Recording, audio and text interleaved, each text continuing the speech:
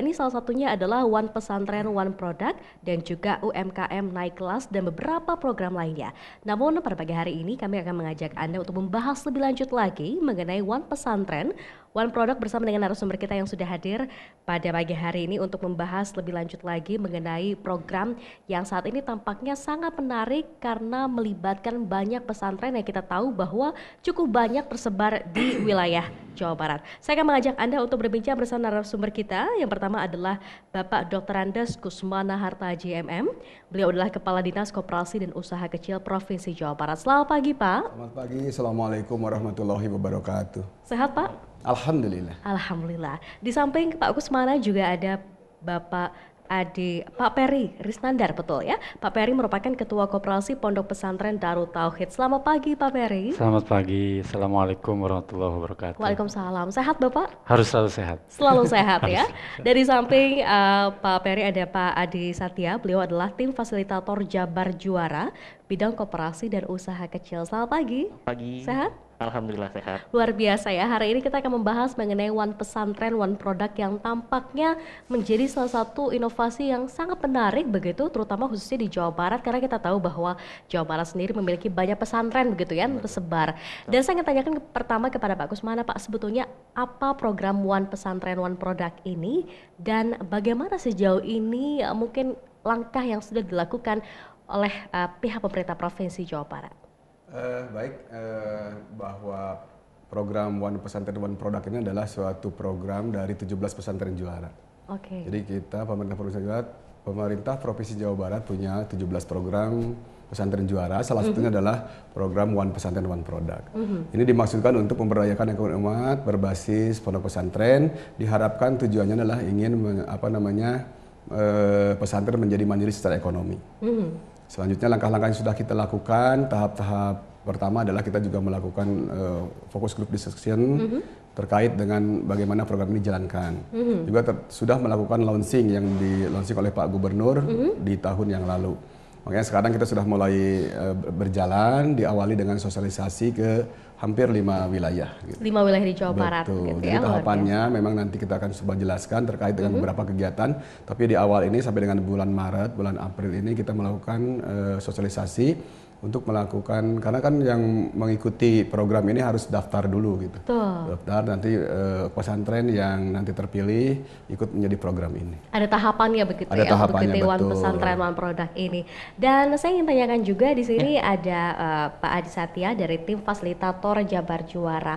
Ini menarik ya. Jadi pemerintah Provinsi Jawa Barat ini mencoba untuk memfasilitasi begitu Ya, betul. dengan pesantren yang ada di Jawa Barat. Seperti apa sebetulnya?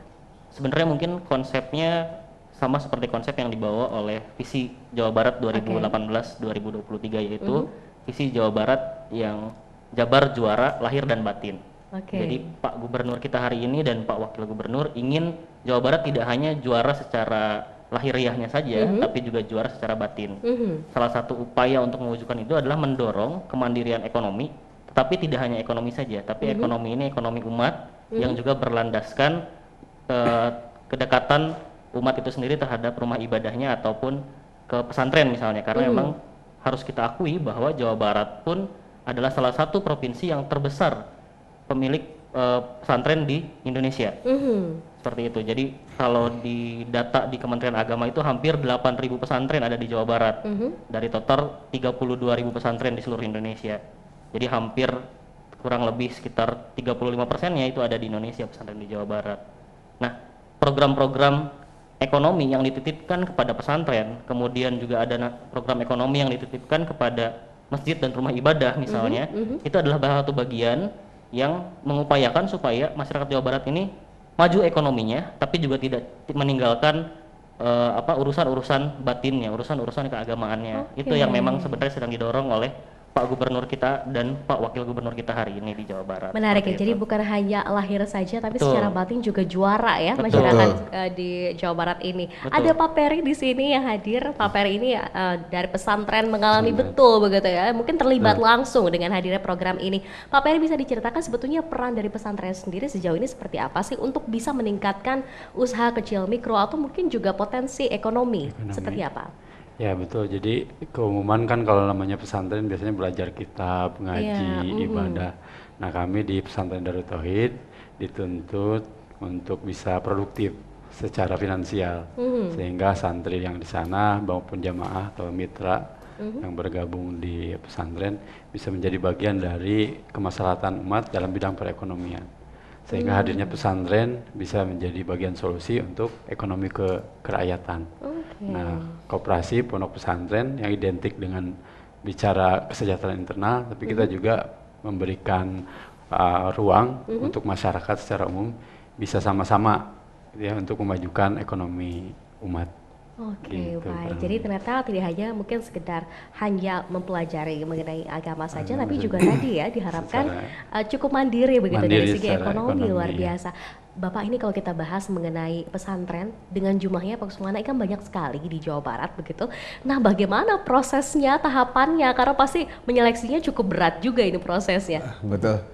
Jadi kan hampir tadi sudah sampaikan oleh Kang Adi itu bahwa ada sekitar 8.000 yang memang terdaftar di Kementerian Agama, ada juga yang memang belum punya NSPP ya.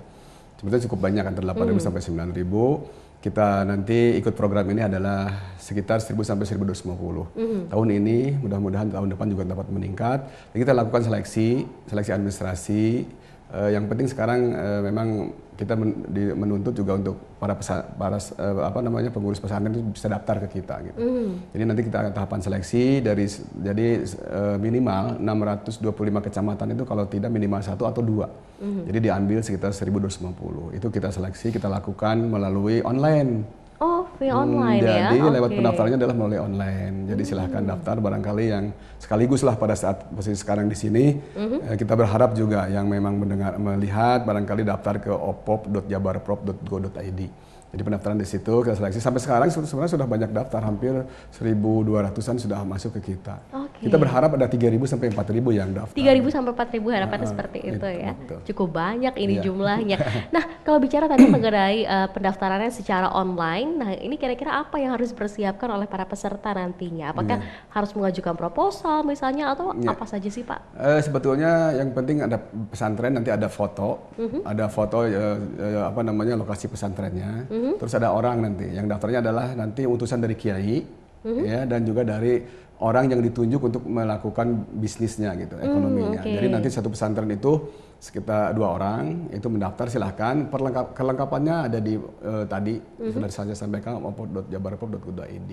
Jadi ada ketentuan yang terkait dengan pesantren di usia tidak dibatasi, di pendidikan juga mulai boleh SD, SMP, antar madrasah intiradiyah, itu juga memang diperbolehkan, punya KTP. Yang penting usahanya di Jawa Barat, pesantrennya pesantren Jawa Barat. Gitu. Pesantren Jawa Barat ya, itu yang paling penting ya persyaratannya. Nah, ini saya ingin tanya kepada Pak Adi.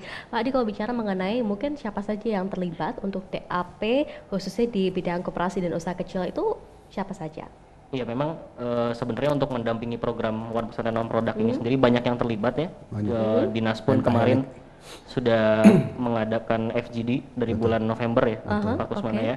Jadi itu yang dilibatkan mulai dari akademisi, praktisi bisnis, bahkan pesantren itu sendiri pun banyak yang diundang untuk terlibat merumuskan bagaimana seharusnya perjalanan program OPOP ini sehingga akhirnya bisa melibatkan seluruh masyarakat dan juga pesantren bisa mendapatkan manfaatnya. Nah, kalau dari akademisi itu memang kita ada beberapa akademisi dari ITB dan juga dari Unpad, tentunya yang memang punya kepakaran di bidang ekonomi dan juga tentang bisnis atau usaha kecil. Kemudian dari pesantren juga kita mendatangkan pesantren-pesantren yang memang sudah bisa kita jadikan sebagai mentor atau contoh pesantren-pesantren yang sukses mengembangkan bisnisnya atau usahanya. Salah satunya mungkin yang hadir di sini juga ya, ada Kang Peri Kang di Peri sini. gitu ya. Oke. Selain itu juga ada yang tempat launching kemarin, Ya, pesantren Al-Ittifaq. Al-Ittifaq yang memang sudah sukses dengan pesantren agribisnisnya. Kemudian juga ada Al-Idrisiyah. pesantren Al-Idrisiyah dengan Oke. bisnis perikanannya, ada Nurul Iman dengan pesantren yang multi usahanya misalnya seperti Menarik itu. sekali ya, perbincangan kita mengenai One Pesantren One Product akan kita bahas, tetap bersama kami akan segera kembali usai jeda berikut.